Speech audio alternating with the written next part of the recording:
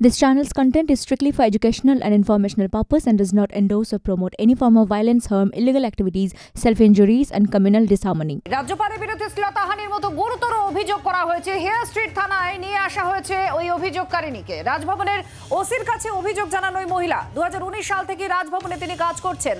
1 June 2019 সালে রাজভবনে কাজে যোগ দেন। 24 এপ্রিল 2024 সালে প্রথমবার তার অভিযোগ আসে, যেখানে তিনি বলছেন শ্লীলতাহানি করা হয়েছে। 2রা মে অর্থাৎ আজ 2024 সালে দ্বিতীয়বার শ্লীলতাহানির অভিযোগ এসেছে। মহিলাকে চেম্বারে ডেকে শ্লীলতাহানি করা হয়েছে বলে অভিযোগ করা হচ্ছে। পিয়ালি আমাদের প্রতিনিধির সঙ্গে রয়েছেন। পিয়ালি, আর কি আপডেট পাওয়া যাচ্ছে? অভিযোগ করেছেন এই মহিলা, পুলিশ পুরো বিষয়টি এখন দেখছে খতিয়ে, কি আপডেট?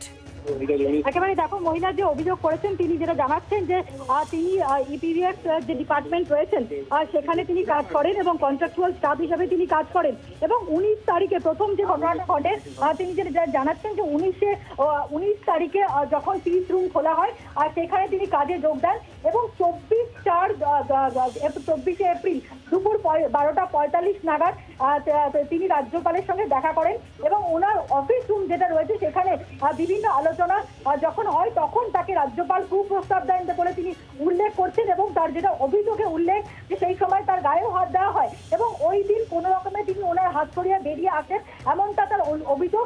এবং আজকে তিনি আবারও তাকে ডেকে পাঠান এবং তিনি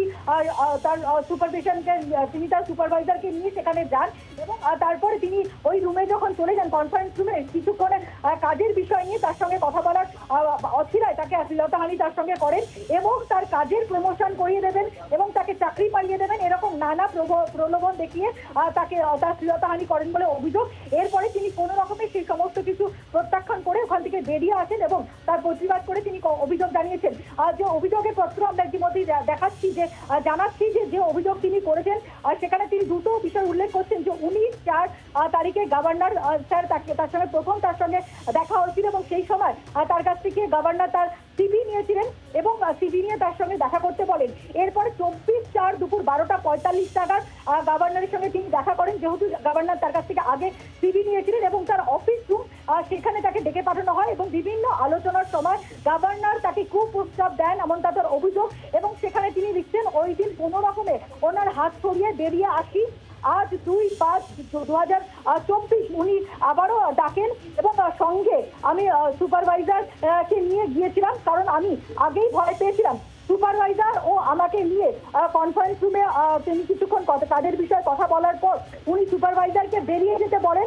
এরপর চাকরি দেওয়া এবং প্রমোশন দেওয়ার প্রলোভন দেখায় এবং কনভারসেশন বাড়িয়ে যান এবং তারপরেই তিনি তার শ্লীলতাহানি করেন, এমনটাই কিন্তু তার অভিযোগ। এরপরে তিনি কোনো রকমে সেখান থেকে বেরিয়ে আসেন। ফলে সেই অভিযোগপত্রে কিন্তু গোটা বিষয়টা তিনি উল্লেখ করেছেন যে কিভাবে তার সঙ্গে এই ঘটনা ঘটেছে এবং আজকে প্রথমে তিনি রাজভবনের ওসির যে রুম রয়েছে সেখানে তিনি পৌঁছেছিলেন এবং সেখান থেকে তিনি হেয়ার স্ট্রিট থানায় খবর যায়, হেয়ার স্ট্রিট থানার পুলিশকে তাকে থানায় নিয়ে আসা হয় এবং ইতিমধ্যেই পুলিশের কাছে তিনি লিখিতভাবে অভিযোগ জানিয়েছেন এবং গোটা বিষয় নিয়ে কি করা যায়, যেহেতু রাজ্যপালের বিরুদ্ধে কোনো রকম আইনি পদক্ষেপ বা কোনো রকম ক্রিমিনাল কেস করা যায় না, এক্ষেত্রে কি করা যেতে পারে সেই বিষয়ে কিন্তু আইনি পরামর্শ শুরু করেছেন পুলিশের কর্তারা।